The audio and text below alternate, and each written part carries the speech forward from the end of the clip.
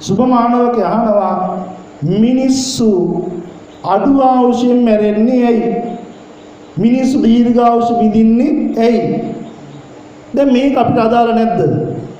අපේ ජීවිතය අපි අප්‍රමාණ දකින්නනේ තරුණ ජීවිත ගත කර නැත්තෝ මිය පරලෝ යනවා.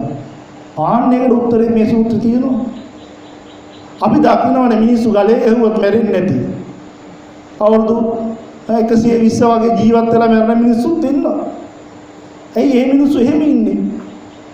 මොන හේතුවක් නිසාද? අන්න හේතුව බුදුහාමුදුරු දේශනා කරනවා. සමහර මිනිස්සු ඉන්නවා ඉපදුණු දවසේ ඉඳන්ම ලෙඩ වෙච්ච මිනිස්සු. ඉපදෙන්නෙත් ලෙඩ වෙලාම. ජීවත් වෙනවා නමුත් නොයෙක් ලෙඩ. ඒකට හේතුවක් තියෙනවා. සමහර මිනිස්සුන්ට ඉහිම් බහින ලෙඩක් නැහැ. අපි කියනවනේ ඌට නම් ඉහිම් බහින ලෙඩක්